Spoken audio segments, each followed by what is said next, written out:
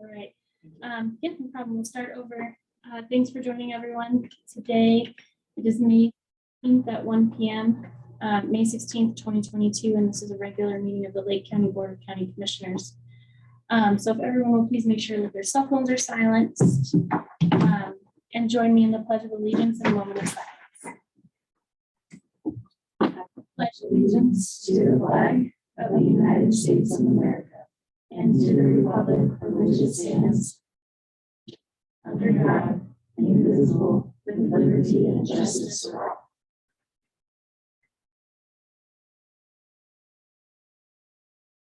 Thank you all so much. Okay. Into here with an approval of the agenda, I'd like to make a suggestion that we move number 2 and number 3 to number 1 and number 2, and then put number 1 as number 3, if that's okay. Sure. If that works for everyone. Sure. Okay. So with the changes, just reorganizing and pushing Number item 1, 1 to number 3, Mhm. and bumping 2 and 3. 2 and 3 up. Which is the agenda. A second. Okay. Any further discussion? No, thank you. Favor? Aye. Aye. Aye. All right. Thank you very much. Community informational items, Commissioner Fiedler. None for me. All right, Commissioner Munch. Just continuing your work on wildfire. The rec master plan. So keeping work going as we all are. Awesome. Our transportation survey is still available if anyone would like to take it. It's listed on our website.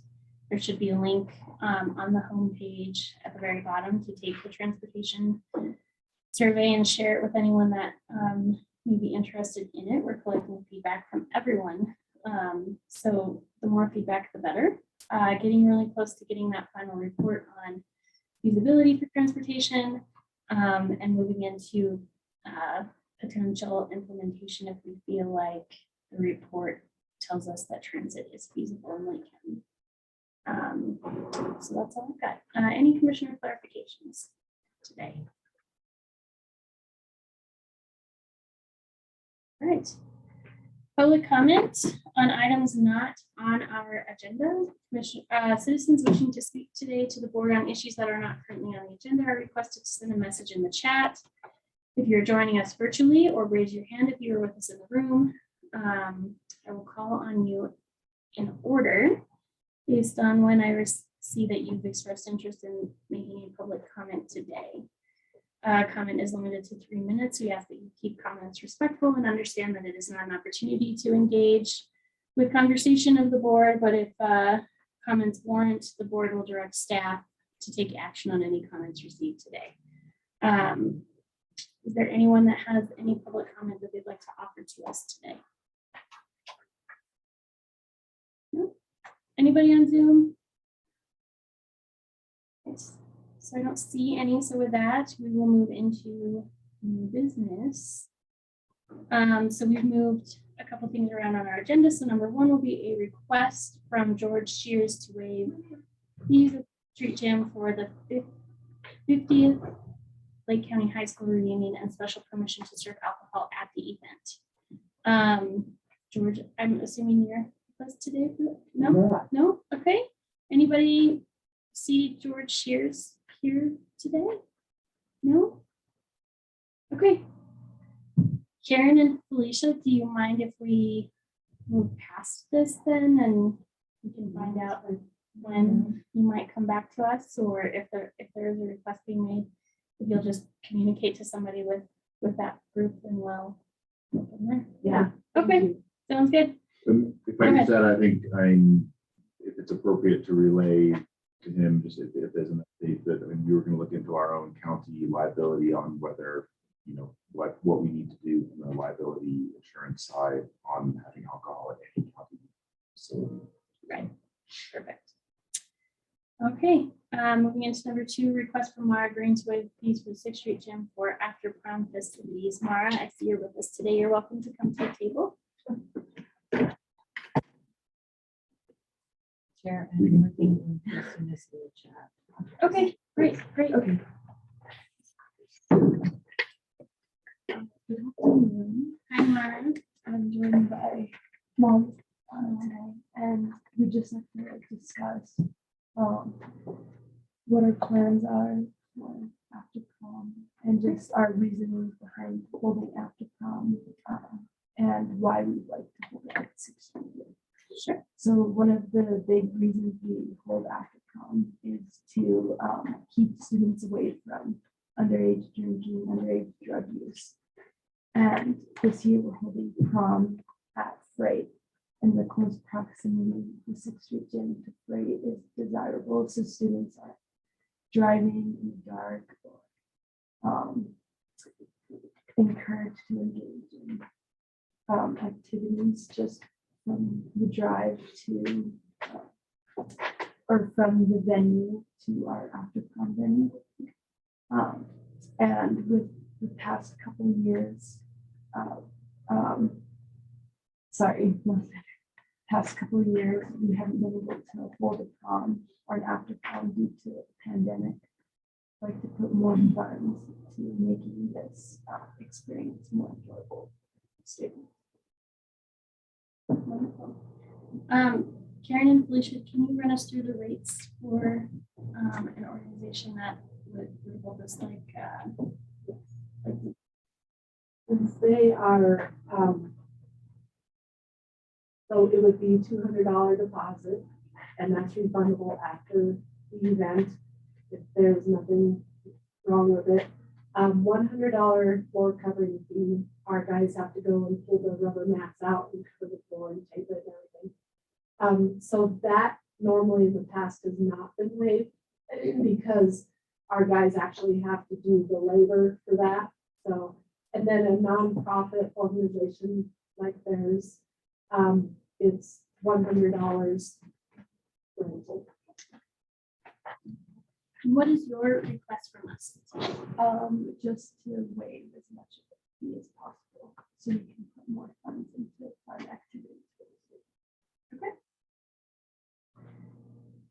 Jefferson, do you have any questions for Molly and Mara about the request or about the activities? No activities at the gym or Yeah. through the evening? Okay. I don't think I have. No, and just a comment, I appreciate you making that effort to have a safe space. Agreed. Yeah. Yeah, thank you. Thank you for that. Cool. All right, I will accept a recommendation and motion from either of you for the request to waive fees. What would be the second recommendation? I mean, I think we're fine with the fee waiver for the actual rental of the gym. If we want to cover, or we want to still charge for the floor covering, because we do have maintenance doing that, that would be fine. But we're also fine with whatever you guys want. Go open to Yeah. part of that or all of it.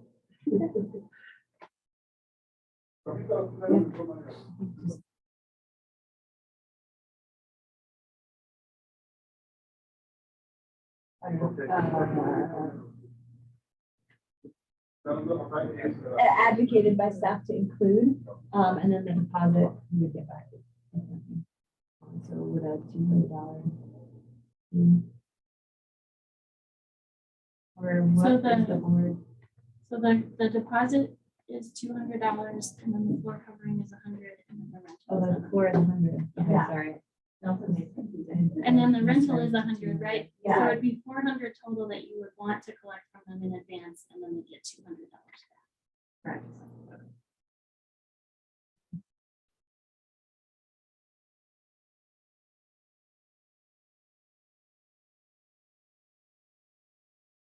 Aspect, yeah.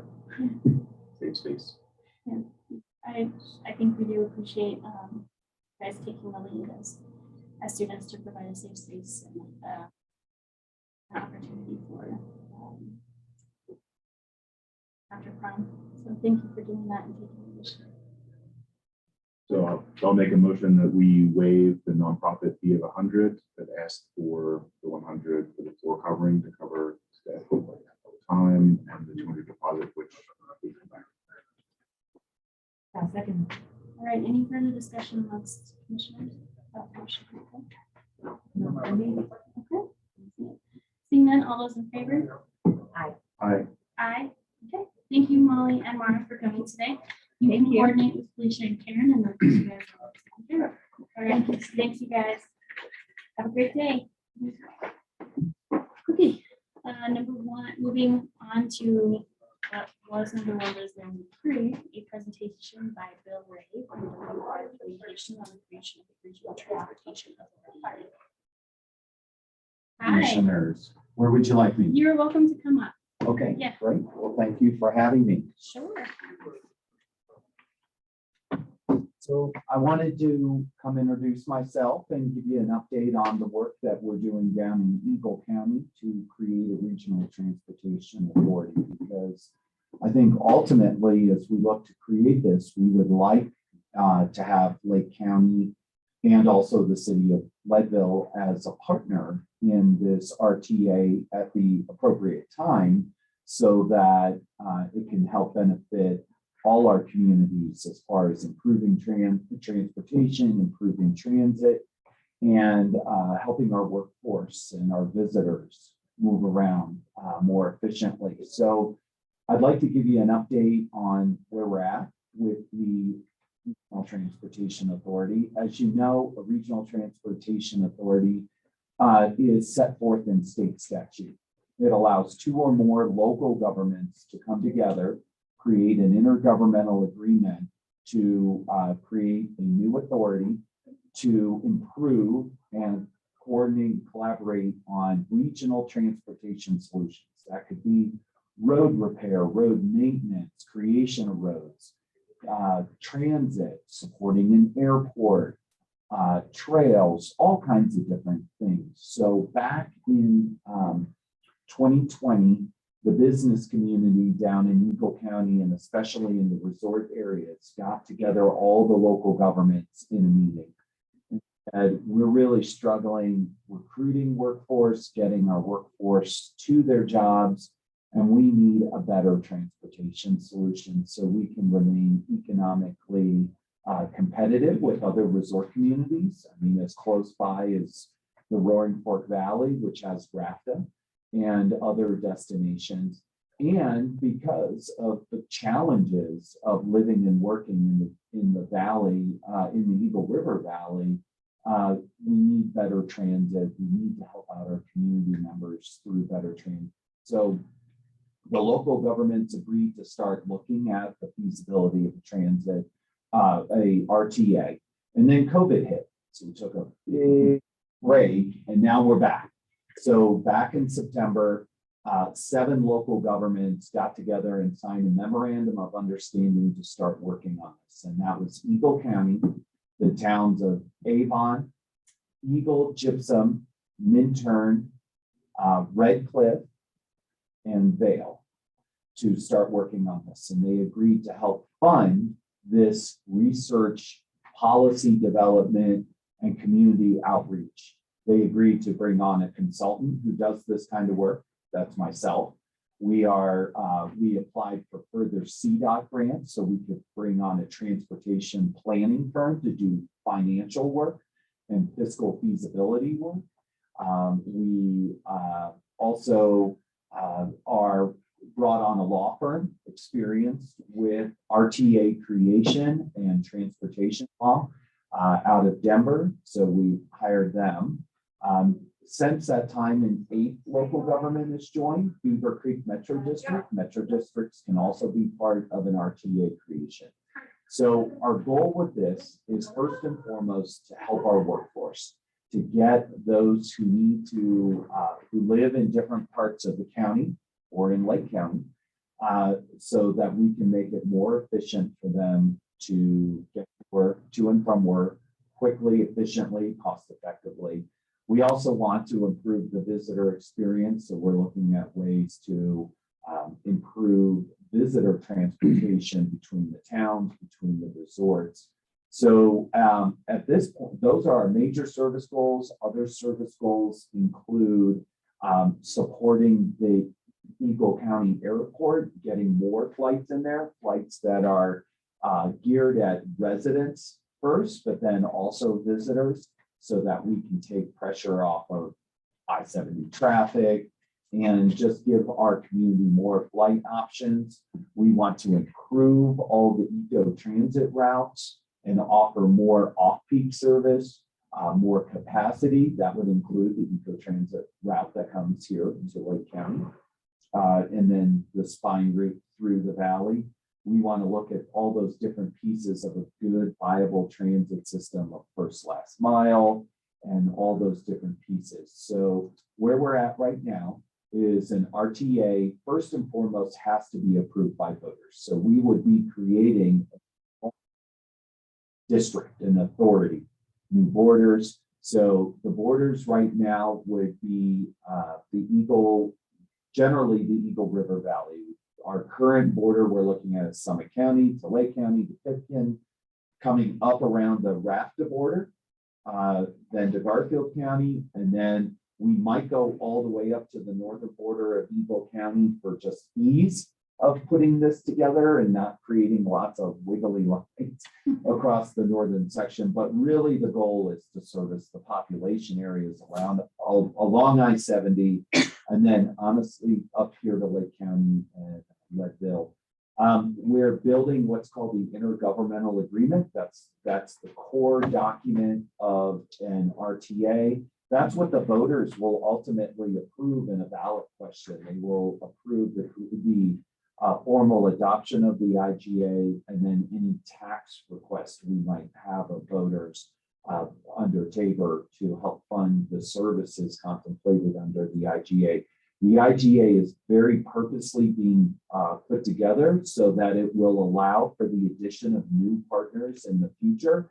So a Lake County, a Leadville, maybe even a Summit County or a Garfield County at the other end. But really with an eye toward hopefully one day having the opportunity to work with a Lake County and Leadville, because we recognize a lot of our workforce lives in the community up here.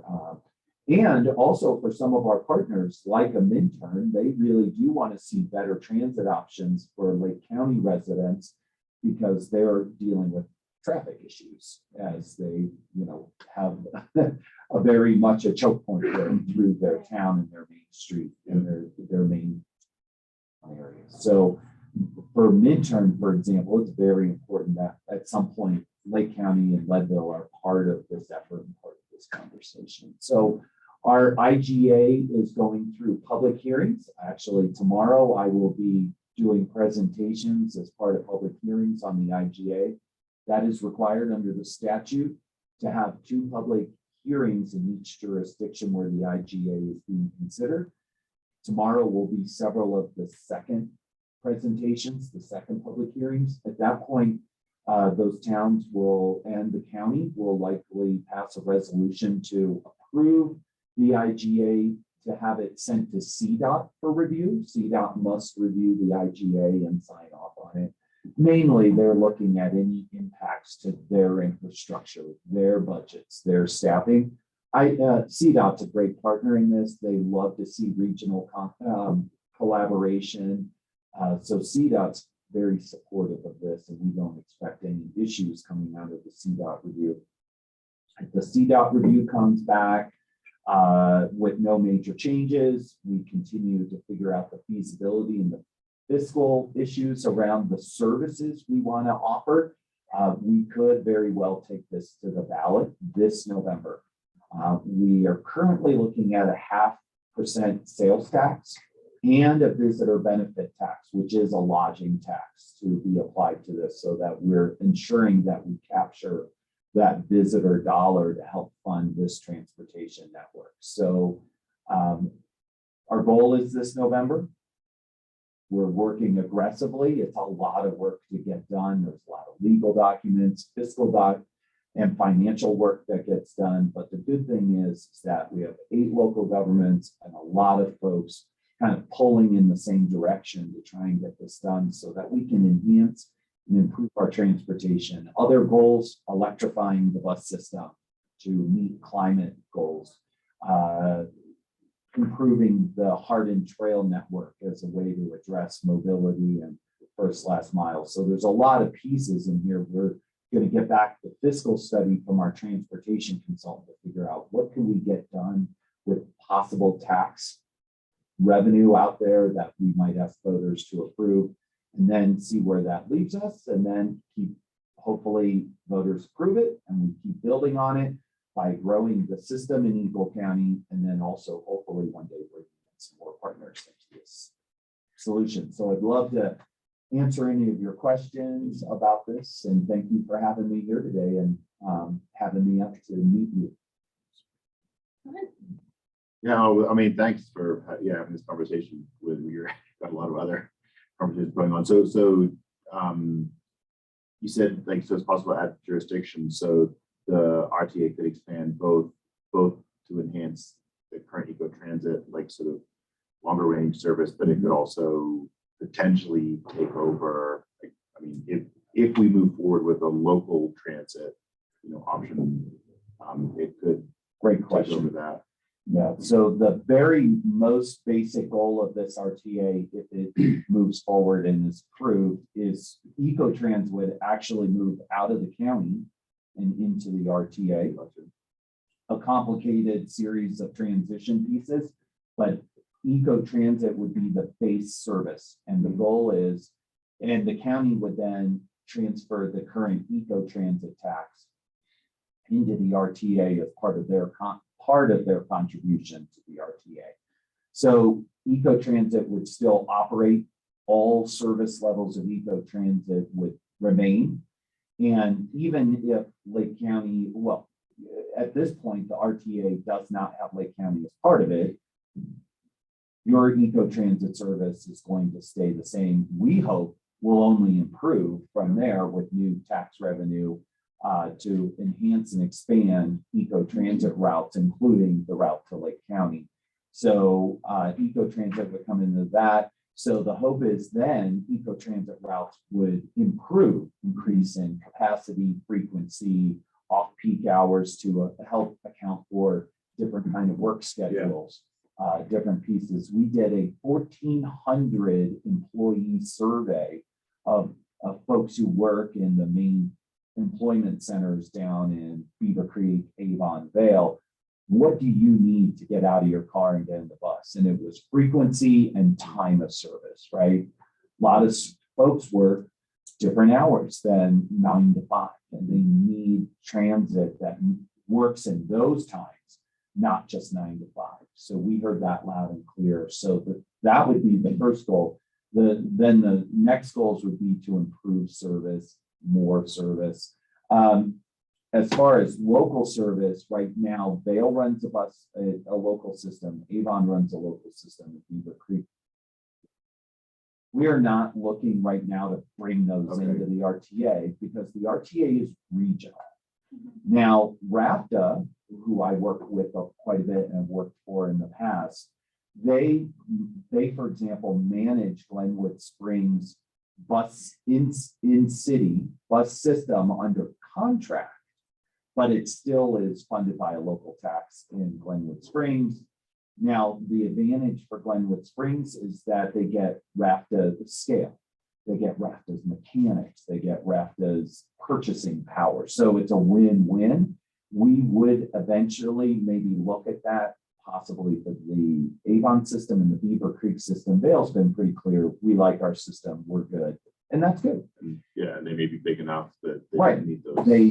They have a pretty big integrated system in Vale. Now, what will happen is better integration of a broader regional transportation with those local services. So we're talking more. We're integrating their schedules with the more regional transportation schedule. So we are truly providing more first last mile.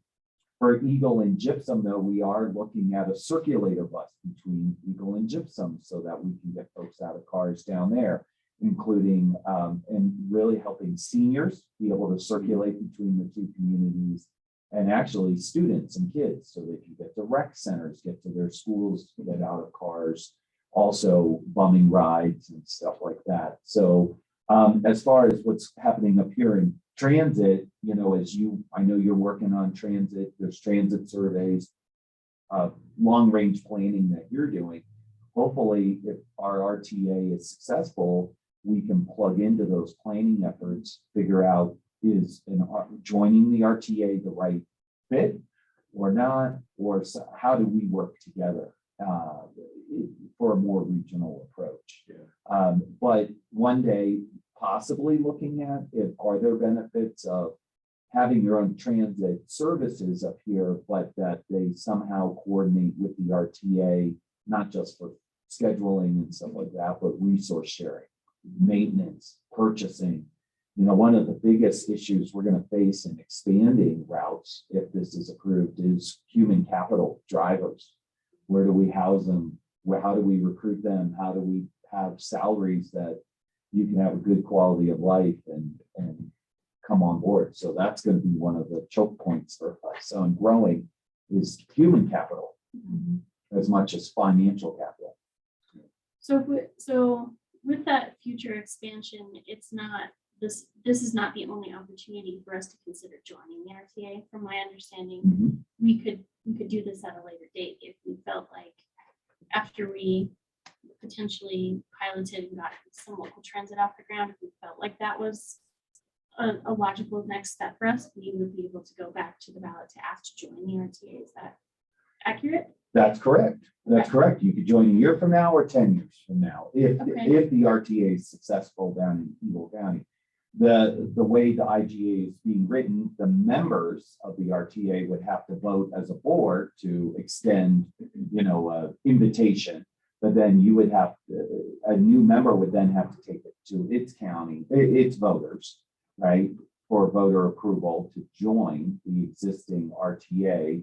And then there would have to probably be some kind of revenue piece if, you know, whether it's a sales tax or RTAs are allowed to do sales tax, a visitor benefit tax, which is a lodging tax, mill levy, motor vehicle registration fee, and of course bonding if voters approve that. But so there would probably have to be some conversations about what kind of financial commitment would be to kind of come into the RTA. But those are things that would have to be addressed later after Eagle County creates the RTA. Okay, and you're going through the process of making those revenue projections now, correct? Are you exploring all of those different options?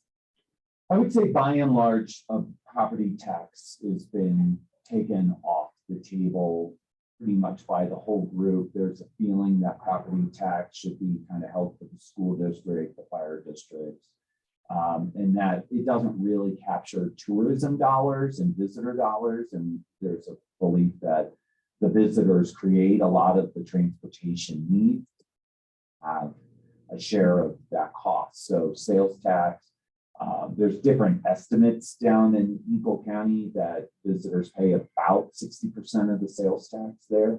So using that, a visitor benefit tax also would definitely be a one-to-one, you know, visitors paying into the system. Okay. What is the Eagle County projected sales tax? Yeah, that's a great question. This year? So within the boundaries we're looking at, we predict a 0.5% sales tax would generate about $11.5 million in the first year. Our projections here in the county are 2.3 total sales tax, so it'd be quite a big, you know, 0.5 cent for us is not nearly 1 million. Well, but you have to kind of think about it. We have a similar situation, right? We have towns like Red Cliff is part of this, and we'll have, if they vote to join, we'll have a seat at the table. But Red Cliff's contribution to our sales tax is 2000, not very much compared to what Vail. Right, we have three major tax generation centers, right? Vail being overwhelmingly the biggest, then the Beaver Creek Metro District, and then Avon.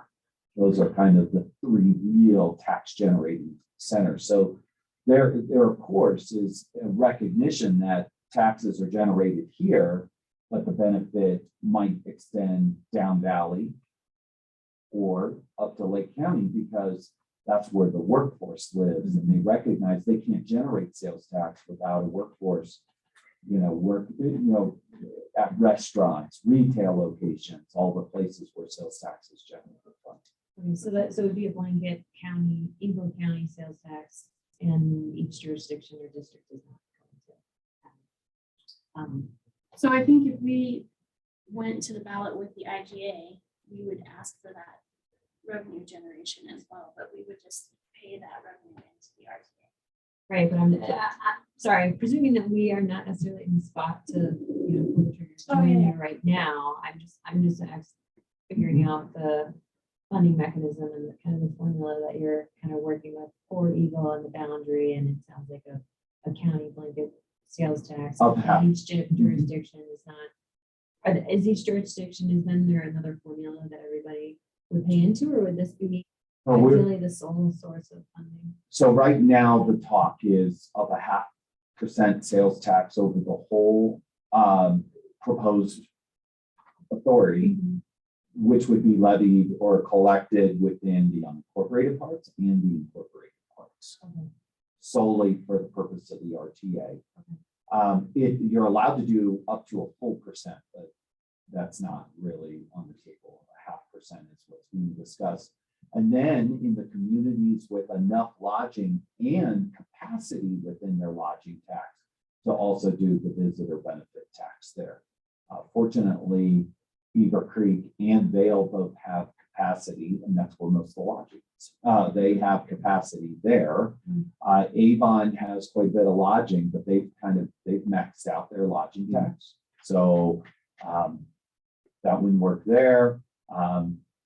So the town of Eagle has a little bit of lodging, but they've maxed it out as well. So we kind of have to figure out the lodging tax piece, but there really is, I think it's really important to the residents and the voters in Eagle County that visitors pay a fair share of this transportation authority's budget. Yeah. My other question was hoping that our decision wouldn't affect the service to the county that you need. Would not. And I don't, if you are not already aware, there is like a missing mile, if you will, between the stop at Mountain View Village and stop at Safeway or where the Summit Stage comes in. They don't quite overlap, and so that's one of our biggest challenges. Folks connected with the transit over to Eagle County. Right. And a little bit of that is addressed in our local transit feasibility plan. Share with our regional partners too. That would be great. Summit and Renewal, because I think there's specific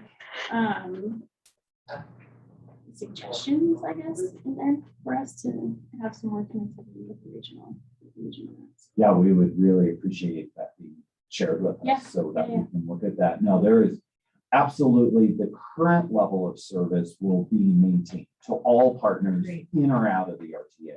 Okay. The goal is hopefully is to improve service and get more people out of their cars, more people into transit, so that they can rely on it when they need it. That's the goal. And that's a big part for some of our partners. Obviously, Minturn really does want to see improved service to Lake County because of that choke point there. Yeah. Okay. Your comment about human capital is interesting too, because I've heard a few stories on some development and housing conversations going on in Eagle. Is your lapping at all with land use approaches in the county? And it does and doesn't. I also work for the Eagle County Commissioners, and I do other these public finance strategic projects for the Eagle County Commissioners as well. There's definitely a recognition that there's sometimes a chicken and the egg. If we do development here, even if it's affordable, how are we going to get folks to work efficiently, get them out of their cars, deal with parking, those different things. So, you know, there was a feeling that this transportation authority is the right first step, because we have to have a good transit system, because more of the land, the available land is down valley. But if we do a lot of housing there, we're only, and there's very limited parking up valley in the employment centers, we're only exacerbating that problem. We're causing more parking headaches, more costs to our workforce if they're forced to pay for parking and things like that. So seen as part of addressing our housing issue, but you know, which one do you tackle first? You tackle them all at once, or do you try and bite off the one that you can accomplish? And that's been a big part of this transportation authority, is this one we can probably get accomplished, hopefully this year. Fingers crossed. It's a lot of work. Tim, do you have any questions? I do not. Thank you. Yeah, thank you. Thanks for having me here. Yeah, Yeah, I think. lots of emails and Yeah, Tim and I met with your group earlier. Anya as well, with Tanya. who is Eco Transit's director. Yeah, she's been great to help get us some data that we need for our local feasibility studies. Do you have anything else for Bill at this time? I don't, other than, I mean, offering, it hasn't already been communicated, and Jeff kind of alluded to that. Some of the other projects and kind of financial planning that we're in deep this year for as a county. I would imagine that's kind of a hard spot for us to jump in on the project right now, but really appreciate you Right. keeping us Yeah. updated. And the ask is definitely right now, I mean, this might come out sounding weird, it's kind of too late to jump Lake Yeah. County into it. Yeah. Right? It's enough, it's a lot of work building an IGA, intergovernmental agreement with the 8 partners we have down there right Right. now. So especially with looming deadlines, statutory deadlines, ballot, you know, Yeah. getting it to the ballot, we've bitten off all we can chew. But what we do want is to keep the lines of communication open and be able to come up and keep you up to speed on this and find out more and figure out when the time is right to start that conversation with Lake County about having you in.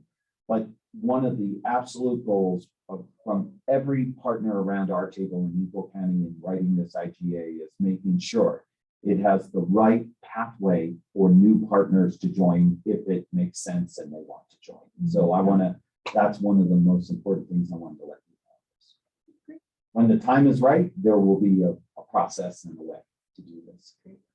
Yeah, and also likewise, it wasn't clear from, I think we share those goals of like greater frequency of service, more off-peak times, just getting more people out of their cars and not having to have, you know, a car for every working person in a household. Like, you know, just see a lot of benefit to increasing that regional service.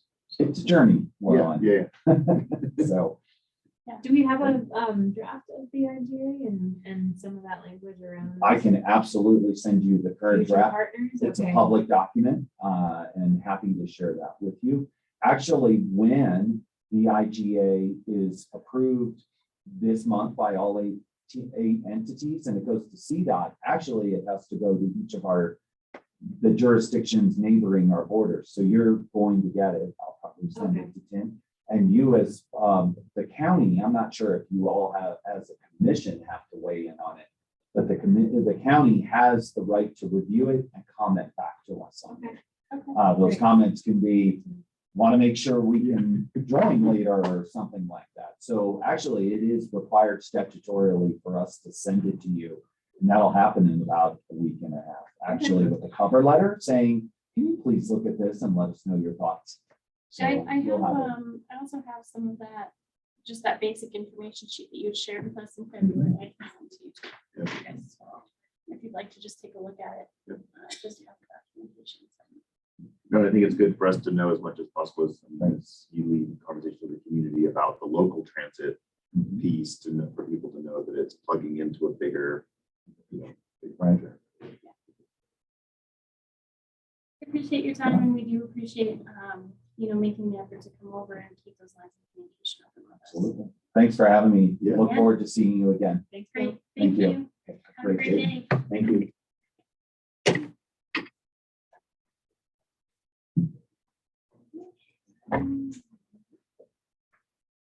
Okay.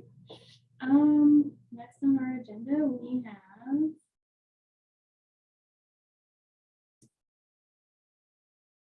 and appointing directors of Sylvan Lakes Metropolitan District. And I'm assuming that's what you're here for, Mr. Yes, Okay, you are welcome to come up. you bet. I think I have any comments, but if you have any questions, I'll try and answer. Sure.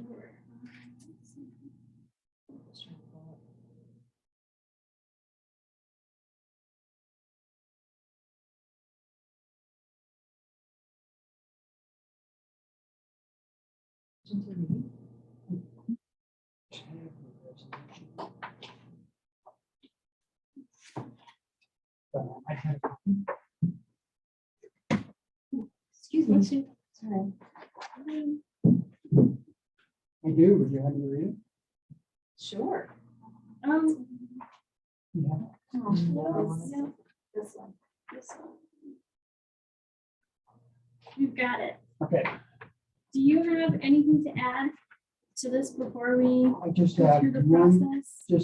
thing that our attorney used my nickname, and so I'd rather, if you approve this, Matthew would talk over me, Jake, so. Sure. that's my only Do you, comment.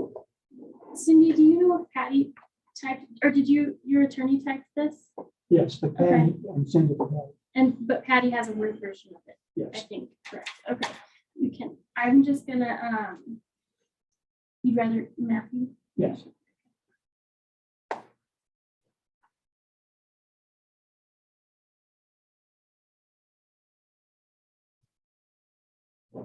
Okay, I'll just make that correction on here and have Patty. Okay. So I can read this. Oh, go ahead. No, Do you want me to read it? Yes. I can read it for you if you'd like. Sure. All right.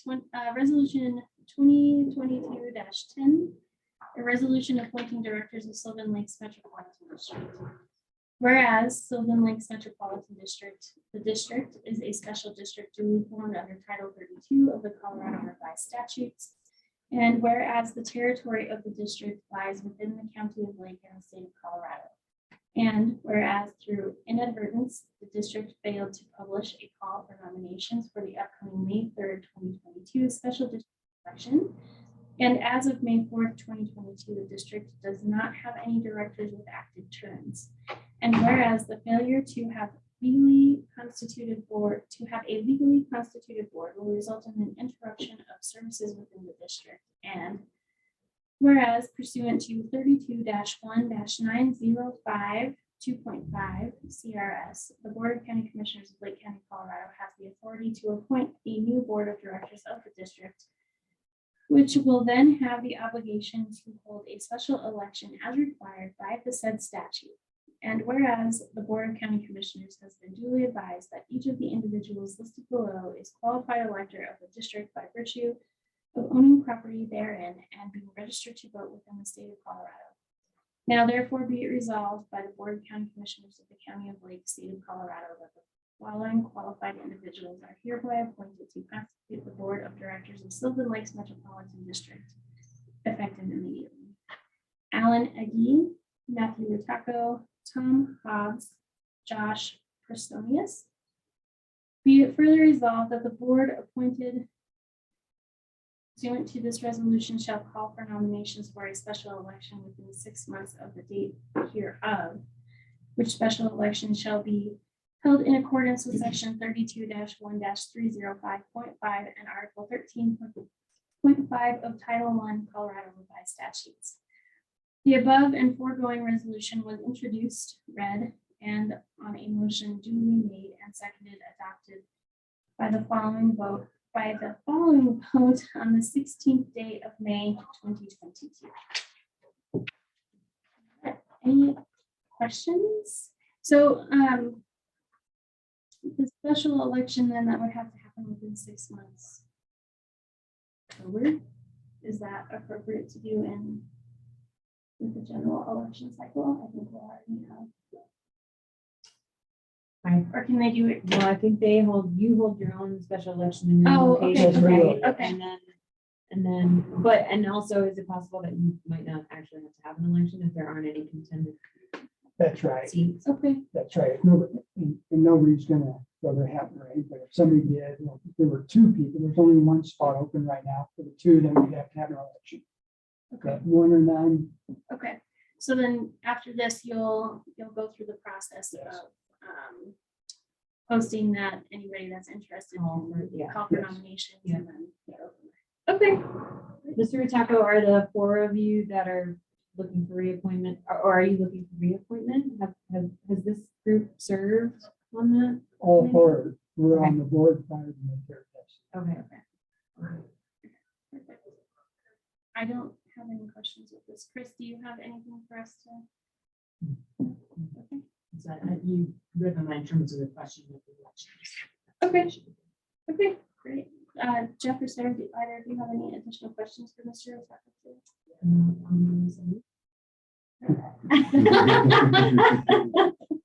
No. Okay, so I will accept a motion. Yeah. I move that we approve resolution 2022-10, appointing directors of Sylvan Lakes Metropolitan District. Second. All right, any further discussion amongst the board? All right, thanks for joining us You today. We betcha. appreciate it. Can I get a Uh, signed copy of that after the meeting? Yep, Okay, so we'll resolution. just take a vote real fast. All those in favor? Aye. Aye. All right. So what will happen is I'll have Cindy work with us on getting your name corrected in here. Okay. And then we'll sign and record, and then she'll send a copy back to you. Okay. That works, okay? All right, thank you very much. Mr. Otaka, I'm sorry I've missed you on some field mitigation conversation. I got your message last week, but I was out of town for 3 days, so I missed it, but I think I passed the word around and maybe somebody can.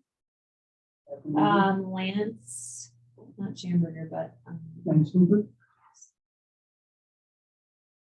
but continuing those conversations. So Okay, good. good to see you. Thank you for coming. Okay. Number 5, contract with police evidence audit. Tim, do you want to just walk us through this, just a general?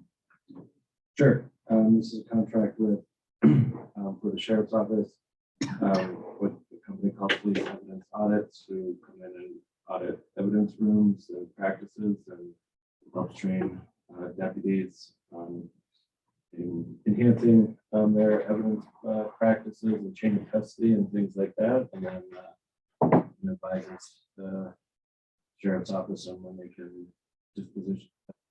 We'll also be using this vendor to provide guidance and advice to the sheriff on the schematic design for the new community justice center and what an evidence room would look like and storage, temporary evidence room would look like at the new justice center. How long is the engagement for? In November. Mhm. I actually think the work should be wrapped up. But Reporting and like implementation or suggestions will be ongoing kind of, kind of interaction with yeah. the vendor.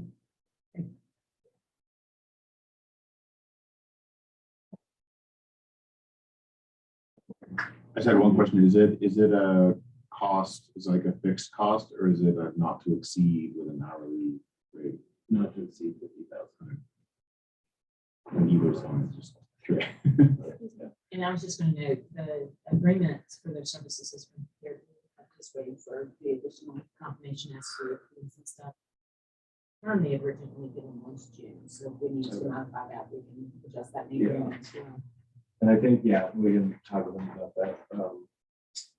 But June for, I believe, on-site work will be done, but if there is justice center work that we would need.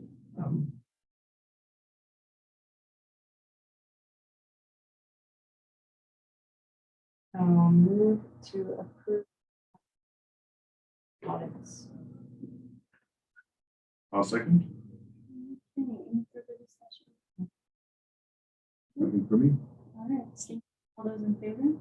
Aye. Aye. Aye. Okay. And I'll get it them to finalize so that we can get it signed off on. Okay. After this. Sounds good.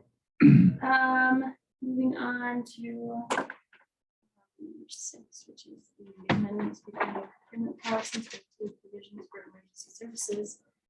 Tim, do you have anything to add here? This is just a simple amendment, so that we can check the box with Department of Homeland Security for emergency management.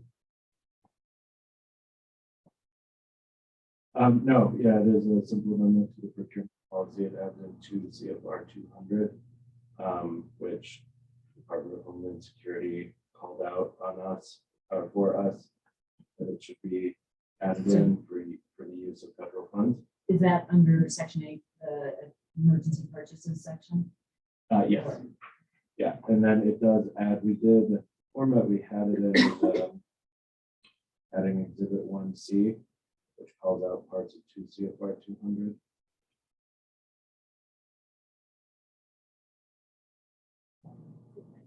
It's existing state. Yeah. So what's referenced in the current policy now for emergency purchases, we just need to add something to that. And it was an audit call out from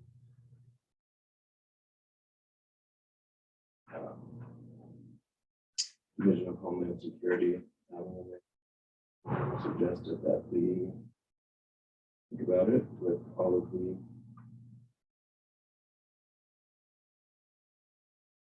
rest of the federal funding that's coming in. Right, yeah.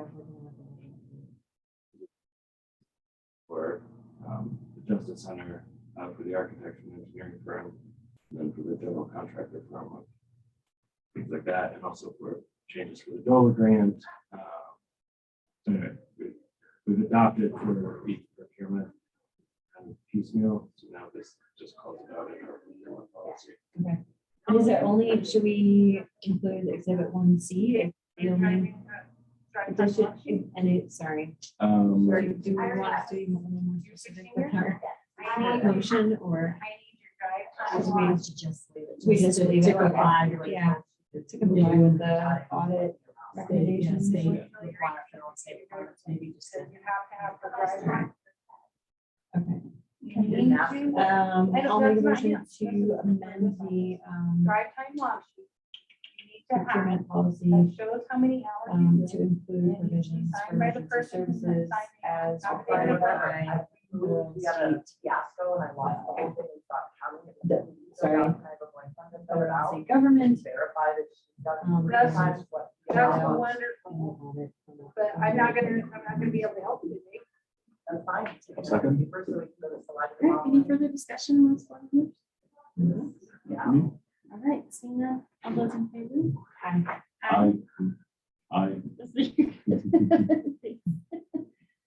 Okay. Number 7, renewal of contract with Everbridge for emergency communications and mass notification.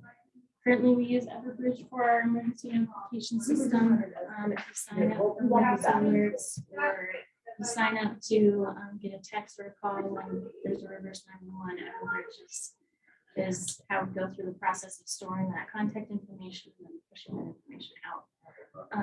Typically, the E911 board has renewed this contract, but now the sheriff's office is moving forward with renewing this contract. No. I don't know whether it was the sheriff's office, it would be the county. at this Okay, point that's doing Okay, it. perfect. And then I guess it's approval upon final legal review, but And that's one thing I was going to say, is that I don't recall that I think this was done by the sheriff's office without review last time. And so this was the first time we got a chance to look at their terms and conditions. And there's some terms and conditions that don't comply, but also understand that the one we have in place expires today. So, I don't know what we'll do about that. Well, we need to move forward. Yeah, Yeah, and so just so y'all know, if it ends up that we can't negotiate these terms, just want y'all to understand that the way their agreement is written is that the county is required to indemnify them for errors in their system, problems with their program, unless it's an intellectual property infringement issue. They'll take responsibility for that, but only up to the amount of the fees that the county has paid. So that's the thing we need to understand, is that if you accept these terms, the county's pretty much on the hook for using the system, even if there's a problem with their program. Through the term of the contract. For the next year. And that's, I would say, it is the quote that they gave is just for this next year. so there were several. I know that this has been kind of a big topic since the Marshall fire was there. That's because the why I bring program this was up.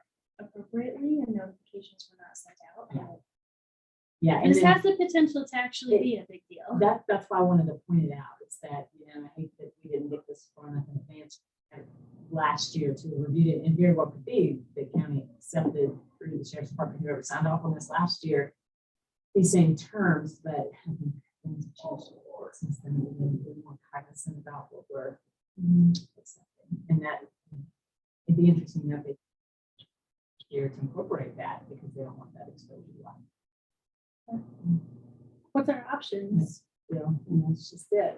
So if there's an emergency situation, we need to use the Everbridge system. If we're going through the process of negotiations with these terms and conditions, are we still eligible to use it? Or how is that?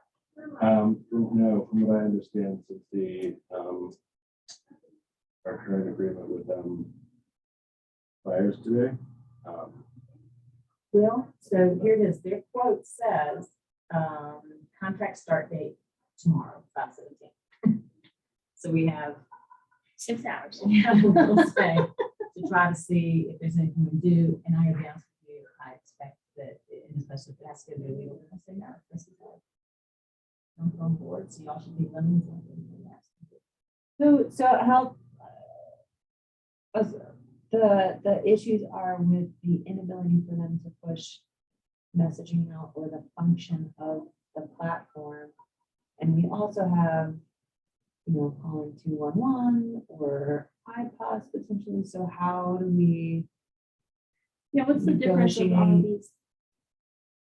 iPods is just blasted out to any cell user, I think. On the tower, right? And 211, anyone can call and get information, probably the same information that's in Everbridge that would get pushed out via text. So it's slightly different ways of accessing similar information.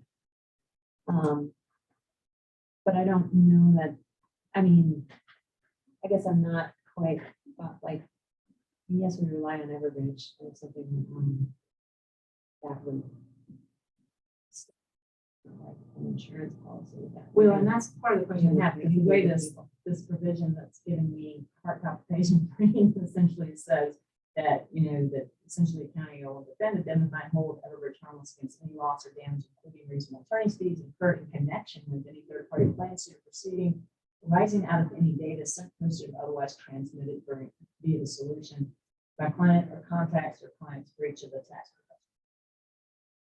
protection. So hypothetically, if we deployed we Everbridge use- Yeah, and there was a technical difficulty on their end, the liability of that technical difficulty falls to the county. yeah, If there there's is a no, third-party claim. there is So no. if we use Everbridge and like your house burned down and we said, well, we sent it and you're in here, but there's a technical difficulty, you brought a claim, you would bring the claim against the county. Well, yeah, and even if the way it would work is whoever did that would sue the county and Everbridge and everybody else who has a pocket they can think of, and then Everbridge would say, hey, county, under this agreement, you have to indemnify us, which technically, from my perspective, is a violation of the Colorado Constitution. It prohibits you from doing that. Not saying that this is like Karen, I guess if I could see if we were saying that this is like foolproof, that Well, send that's- this but Everbridge that's why out they and have everybody this, gets yeah. it and everybody knows what to do, and everybody's home and can pack up their house and leave and prepare their property for protection But that's not, I And- don't think that's ever. But that's- really Well, an it also, expectation. I mean, I think related to that is like, it seems like we're in like a little bit of a rock and a hard place for worst case scenarios. Because if we cancel the contract or don't renew it, you know, by tomorrow and someone's house burns down, they could like, Come and have a claim for like not having a notification system at all. Right. Well, not necessarily. Well, I- yeah, I- so, you know, yeah. I think this goes above and beyond what your statutory duties would be. Yeah, Yeah. But that's the, I just want to make sure y'all understand that. Do you guys mind if I And the call? other- Yeah, Colleen's got her hand up. Colleen? The Yeah. other point, the other point of Everbridge is that it allows emergency service personnel to communicate with other Right. emergency service. Right. If these- Okay. this little platform. Hey, Colleen, go Hey ahead. guys, I'm just tracking your conversation. It's a little hard to hear, but I think if you kind of like for Everbridge is a system that we use through dispatch. Like for example, I can call dispatch and say, hey, can you do this message for the public health group? Because right now there are all different groups programmed into Everbridge. I don't think there was an awareness. Obviously, there's been so much transition of how you actually can utilize that down to like the last person. It's a matter of updating the talk group. So it's a very specific where, and Michael Orwin, feel free to jump in, where like, public work has a talk group, public health has a talk group that I can very quickly send out a message to all of my staff in three different ways. Like I can email, I can text, and I can call all at the same time through Everbridge. And so it kind of is that redundancy as well. It's not just relying on one system and you receive it. It does have some of those other bigger capabilities. So we do use it in the South Central region. So I do get notices from Everbridge from like hospitals down in like in El Paso County and things like that. So I don't know that you want to cancel it, but maybe put it on hold. Like if you don't have to make a decision today, but it is a tool that if we use it properly, it's super, super valuable. yeah. Thanks. Yes. Thank you. Okay, here comes Michael. Yeah, I also agree with her because there's several times that I've had to call dispatch and have them do an Everbridge page to page out all of Road and Bridge at one time. So they can meet me for an emergency or something that's going on. All times of day and night, they get 3 messages. So I think it's very valuable to the county. And it's also the way we notify for emergency management. It's also the way that emergency Activation. management gets activated. Oh, to activate the EOC. The EOC. And then Everbridge is also supporting our iPods, which is another way that we can reach out to the public. Right. Well, and it sounds like, sorry, Chris, that clause you read was like dealing with the content, which we should be creating.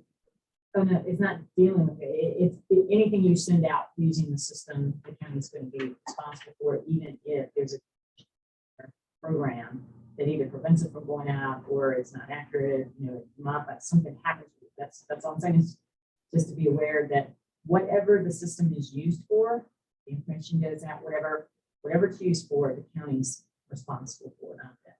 The only thing that they accept the obligation to identify or on is if there's some sort of claim that alleges intellectual property infringement. That's it. Nothing else related to what they're providing. I think it has a mountain of value for us, especially as we go into wildfire season. And something is better than that. Oh, yeah. And I'll just say, because I think that the indemnification provision isn't compliant with Colorado law, if God forbid something happens. Argue that, but I expect the folks in Marshall and Superior and stuff, that's what they do. So, Since this is an annual agreement, is there a way for us to work through that going into for the next year, yes. so that we can continue to have coverage and then also work on making sure that we're comfortable with that language for the next. It'd be good for whoever's the keeper of this, whoever's responsible for maintaining this agreement and operating the sheriff's office or whatever. Be good for them to calendar in like the 1st of April to say, hey, this is coming up for renewal. Let's look at the terms now so that we're not back into this corner of being the day before it expires. Right. Okay.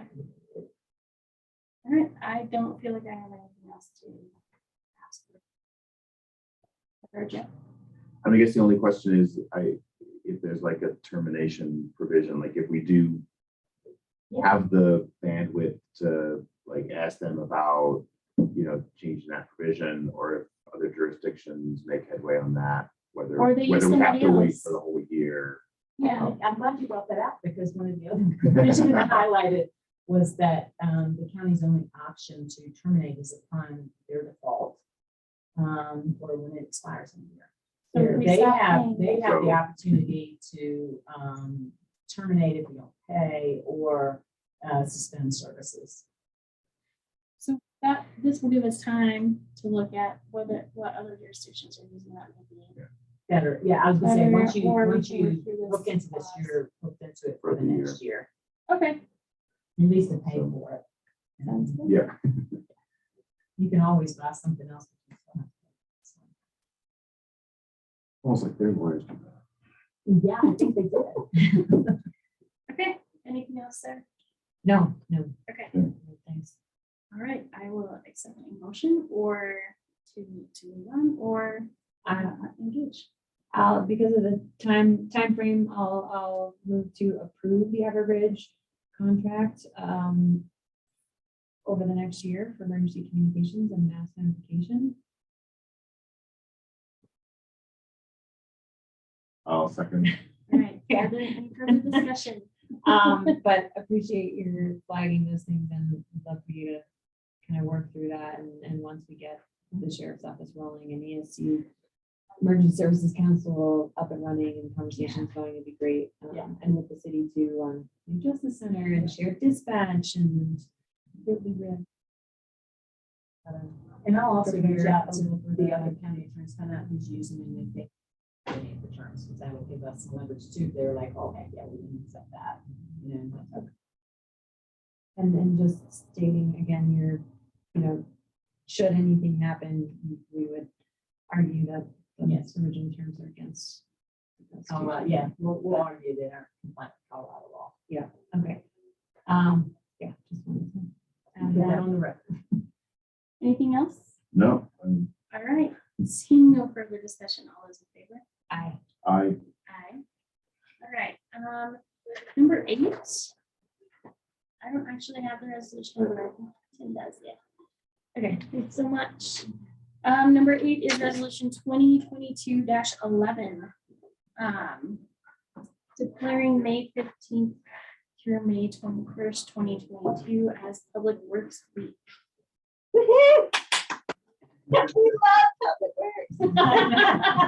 Yeah, Michael. Okay, so I'm gonna read this into the record and then Michael, if you have anything to add, you're welcome to.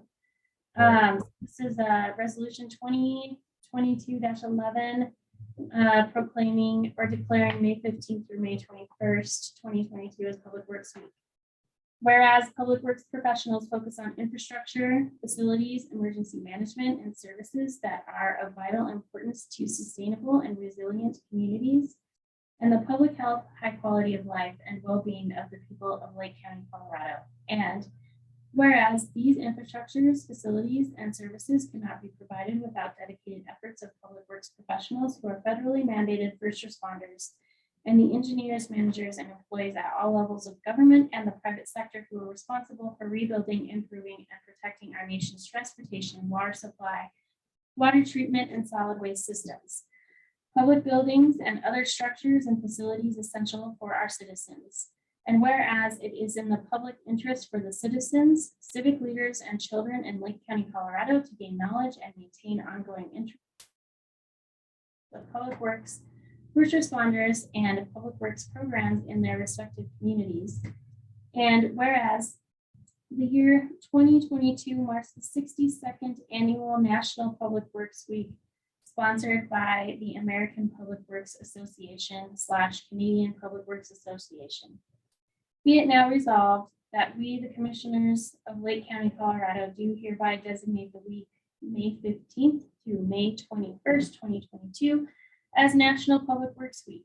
We urge all citizens to join with representatives of the American Public Works Association and government agencies in activities, events, and ceremonies designed to pay tribute to our public works professionals, engineers, managers, and employees, and to recognize the substantial contributions that they make to protecting our national health, safety, and quality of life. done at Lake County, Colorado, this 15th day of May. All right. All right. Any discussion, Michael? Anything you'd like to add? No, just thank you all for doing the resolution, hopefully, and everybody here, thanks you guys for all that you do to stand behind us and keep us moving forward. Well, thanks, Michael. We owe you a lot of gratitude. I think you do a wonderful job leading our Public Works Department, and we're very grateful for Public Works and their flexibility and being able to really help us in a multitude of areas. We definitely couldn't do anything really without you. So thank you. All right, thank you all. Yeah, thanks, Michael. As working pretty closely with you as well, I want to thank you and the department, because you know, through, as Kayla mentioned, working through operational structure to financial budgeting, and then taking on a lot more responsibilities and being eager to be a part of things like wildfire and our water infrastructure is really critical to the institutional knowledge and progress for the county. So thanks so much. Absolutely. All right, anything else? No? All right. So I will accept a motion to adopt resolution 2022-11, declaring May 15th through May 21st as Public Works Week. I'll move that we approve resolution 2022-11, declaring May 15th through the 21st as Public Works Week. Second. All right, any further discussion? No? For me. All those in favor? Aye. Aye. Aye. Sorry. waiting? I know, we're just still in seats today. Okay. I just have one typo on that. If you send me this, I can fix it. Okay. Number 10, contract with Colorado Department of Public Health and Environment. Oh, sorry, I'm sorry. I skipped number 9. Colleen, you just have to wait one more. Sorry. Number 9 is a public hearing for a special event liquor permits for the following: Leadville Sports Hall of Fame stage race, Leadville Sports Hall of Fame Silver Rush race, run and bike, and the Flood City Wheelers. So Cindy, do you have applications? Yes, this is a public hearing. I don't believe that we have anybody on the line with us in the public. Cindy, have you received any public comment on any of these applications? I don't believe we have. All right, so we will open the public hearing for these liquor license application special event permits at 2:13 p.m. We have 3 permits in front of us. One for the stage race, sponsored by the Leadville Sports Hall of Fame. One for the Silver Rush Run and Bike, sponsored by the Leadville Sports Hall of Fame, and one for the Flood City Wheelers. Sorry. I don't know. No, it's not. I mean,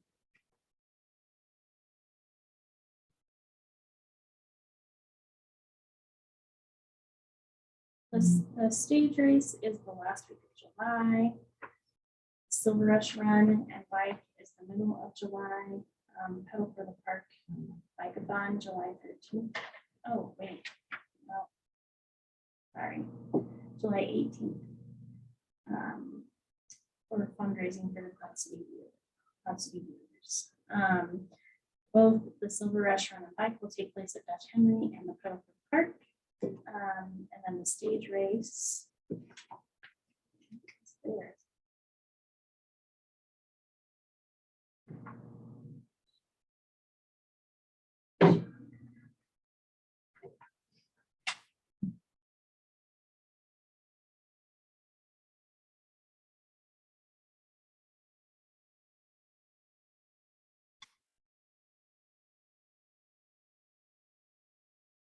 All right, we have a certificate of insurance on all 3 applications. The public hearing is anyone from the public with us today that would like to make a comment on any of the 3 applications that we have pending for special event liquor permits?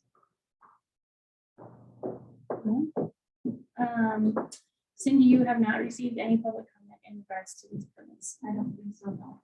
Okay, so we will close the public hearing portion of this agenda item at 2:15 p.m. Not having any public comment on any of those.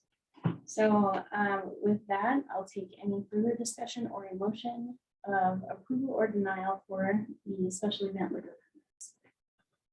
And that all requirements have been met, I move to approve permits for the special events of the Leadville Sports Hall of Fame and the stage race, Leadville Sports Hall of Fame and Silver Rush Run and Bike, and the Cloud City Winners. I'll second. All right, any further discussion? You just like confirmation that, yeah, all the 3 applications are in order. Yes. Great. Okay. Great. All right, seeing no further discussion, all those in favor? Aye. I, Aye. Right, thank you so much, Cindy. Okay, number 10, contract with Colorado Department of Public Health and Environment for Arka funding from the federal government to the state government to Lake County government. So just kind of a pass through from all the places to us. So Colleen, if you'd like to walk us through this or give us any. Yeah, absolutely. So we did say yes, that we are going to accept this funding. This is an amendment that's come down from the feds that needs just a signature for. So this is part of the Senate Bill 21243, the CDPHE appropriations public health infrastructure that we had talked about, where the first year the state's paying it out of ARPA, and then the second and third year it now, like it's part of now Lake County's public health core funding in the amount of $51,620 a year. So this is just an amendment to that ARPA funding because they did it as a purchase order. And now the feds made a few changes at their level. And so it's an amendment to that original, basically. But it's still part of that ARPA, like we talked about, as part of the core public health funding. I don't have any questions, comments, or Okay. Jeff or Sarah, do either of you have any? No. no, Colleen, did they send this to my inbox? Do you know? I received 2 DocuSigns from CDPHE. I don't know that you would have, I would have to see what you got sent, or maybe that's something you and I, but I did not forward anything to you. So this was just an amendment to the original. I did send it to Chris and Tim, and it just is a signature to say, yes, we still agree with the way the feds come down to the state, to the local. Okay, I'll forward you what I received and you can look at that. Okay. I got 2 more, so I wasn't sure if this was it or not. Yeah, I haven't seen them. So maybe now they're just sending them straight to you. So thank you for seeing those, because obviously I asked for them to come to me so I can get a handle on what's coming to you. So thank you. Nope, no worries. Okay. Seeing no further conversation, I'll accept a motion. I'll approve the contract amendment with Colorado Department of Public Health and Environment for the ARPA funding from the federal government to the state government to Lake County government. I'll second. All right, any further discussion? No, thank you. All those in favor? Aye. I, Aye. All right, thank you so much. Great. Thank you, guys. Yeah. Okay, Colleen, before you go, quick question. I was just going to say, whoever is managing this, whoever's going to be managing these funds and stuff like that, please just make sure that they take the time to read through this document and know, because the CFRs, they do add additional responsibilities and stuff. And also, I just want to make sure it's on somebody's radar that you can't just continue just like the state requirements you had, but to make sure you're aware of if there's anything different or additional that the feds are asking y'all to do with it. Yep, I will push that up to the state level. Thanks, Colleen. Nope, thank you. Okay, number 11 is contract with Ken Jones for services to complete 2021 cost allocation plan. Crystal's out today. Okay. We've contracted with Ken for quite a while. Yeah.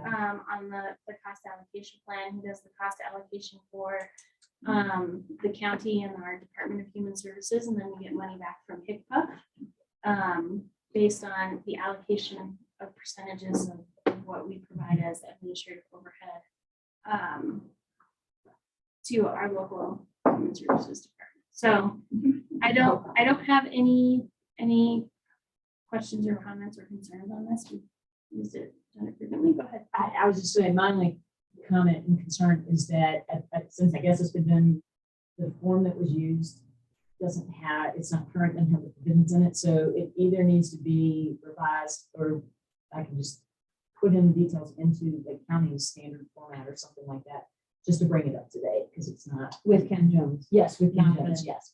Yeah.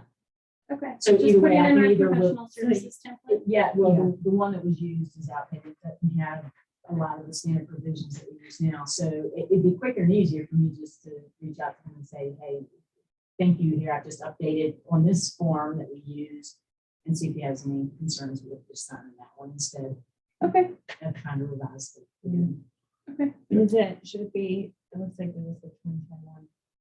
Well, that's how it came in, dated 2021, so that's. So he takes the expenditures for 2021 Okay, to get, you have to do it for the previous Yeah. calendar year. Yeah. Okay. So that is correct. okay, Yeah. just wanted to make sure. Yep. That makes sense, though. And so I would just ask if you approve it in final legal, so I can get it finalized. Sure. Okay. I'll move to approve the contract with Ken Jones for services to complete the 2021 cost allocation plan and to include final legal hourly county professional service agreement. Second. Or approve. Any further discussion? Nothing. Okay. Thanks, Chris, for flagging that. Yeah. Seeing no further discussion, all those in favor? Aye. I, Aye. All right, thank you very much. Number 12 is a contract with Juna Creative Works / Ned Warner for graphic design work for the tourism panel. I don't have a ton of detail on this, Sure. other than it's included in the tourism panel budget as their content and graphic design work creation. And being the contracting body, we will see their work. All right. The kind of announcement too is that Ned's contract, or June Creative Works contract is what they run, so I use to our professional services, Okay. and he signed off on that today. Great. So we're good. One further discussion on the second motion. I'll move to approve the contract with Juna Creative Works / Ned Warner. a second. All right, any further discussion? I'm so excited about the tourism panel manager. Just say that. No, it's great, and we'll see more of these because he's kind of getting up to speed, Adam and Sharm, on what the board needs to be moved. Strong connection as we progress forward. But sorry, no other comments on that. Yeah, nothing. All right, seeing none, all those in favor? Aye. I, Aye. Thank you all very much. Appreciate it. And then what's our bill and payroll ending period?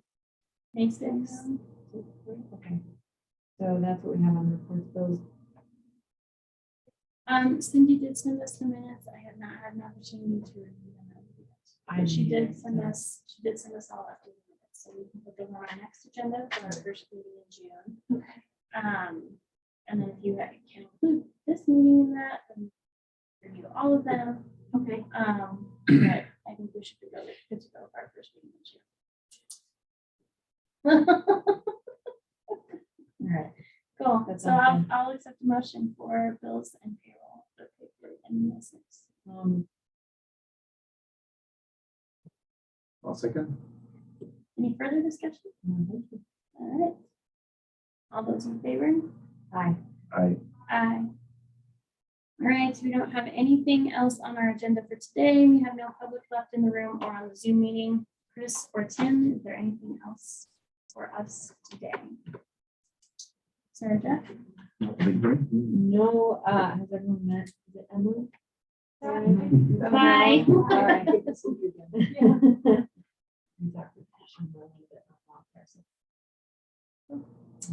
All right, so we will adjourn today at 2:25 p.m. Thank you.